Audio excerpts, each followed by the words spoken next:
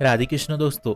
भगवत प्रेमी महात्माओं का चिंतन, गुरुदेव का चिंतन, नाम का चिंतन, प्रभु के रूप का चिंतन, प्रभु के लीला गुण गायन का श्रवण, श्री जी की प्रकट सेवा, ठाकुर जी की सेवा तथा हर एक जीव में भगवत प्रेम की भावना रखना, ये सब भगवत चिंतन के अंतर्गत ही आता है। तथा जहाँ जहाँ संसार में आपका चिंतन जाए वहाँ वहाँ प्रभु की भावना करना भी भगवत चिंतन में ही आता है। हमारा एक क्षण भी भगवत चिंतन रहित नहीं होना चाहिए। प्रभु कह रहे हैं गीता जी में, अनन्य चिंतयन्तो माम, निरंतर मेरा चिंतन कर अर्जुन।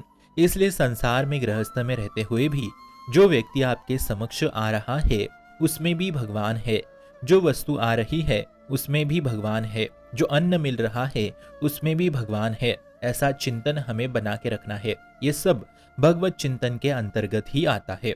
अब मित्रों, ये सारी बातें तो तुरंत नहीं आती, क्योंकि इसके लिए अभ्यास करना होता है। इसलिए एकदम शुरू शुरू में प्रारंभ में नाम जप पे विशेष ध्यान देना चाहिए। नाम को ही बिंदु रखना है। संसार में कुछ भी कर रहे हो, कोई भी कार्य कर रहे हो, तो नाम भीतर से चलने दो। मतलब हर कार्य करते समय नाम चलना चाहिए। प्रधानता नाम की रखे, तब मन पर विजय पाओगे। भगवान चिंतन में बहुत सावधानी रखनी चाहिए, और वो सावधानी नाम बल से आती है। जितना नाम जप होगा उतना ही आपके चिंतन में पवित्रता बढ़ेगी। नहीं तो ये मन आपको फिसला देगा, वो आपको विषयों की तरफ ले जाएगा, फिर आप जान भी नहीं पाओगे। पर यदि नाम मुख में है तो ये अपनी कितनी भी चाल चले, नाम तो महामहिमामय है। जैसे अग्नि को कैसे भी छू ले तो वो अपनी दाहिका शक्ति से उस जीव को जला ही देती है या उस वस्तु को जला देती है। जैसे विष में मारण शक्ति है, उसे भाव से पियो, जबरदस्ती से पियो, गलती से पियो या प्रेम से पियो, मर ही जाओगे। ऐसे ही नाम में परम पावन परमानंद की समस्त माया को परास्त करके महान परम सुख प्रदान करने की सामर्थ्य शक्ति है। इतनी महामहिमामय शक्ति केवल नाम में है। अब आप चाहे उसे कैसे भी रटो, भाव से रटो, विषय भोग में रहते हुए रटो या कैसे भी रटो, वो अपनी शक्ति दिखा के ही रहती है। फिर चाहे आप वासना में लगे पड़े हो, क्रोधी हो, भोगी हो, कैसे भी हो, नाम अपना प्रभाव दिखा के ही रहता है। विषय चिंतन करते हुए भी राधा राधा रट रहे हो तो भी परम मंगल निश्चित रूप से होगा आपका।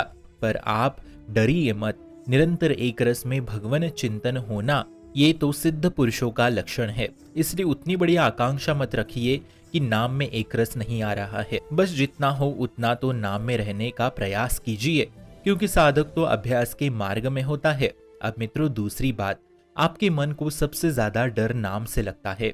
इसलिए आप देखेंगे कि जे ही आप नाम रटना प्रारंभ करोगे ते ही मन में घबराहट होने लगेगी, डर लगने लगेगा, क्योंकि नाम मन को मार देगा। इसलिए कुछ ही दिन नाम पर आप लक्ष्य रखो। नाम ऐसा डंडा है कि मन को मार मार के आपके अधीन करवा देगा। पर नाम ना हो तो ये ठाकुर सेवा करते हुए भी भगवत परायण नहीं होंगे आप। बड़ा बदमाश है ये मन।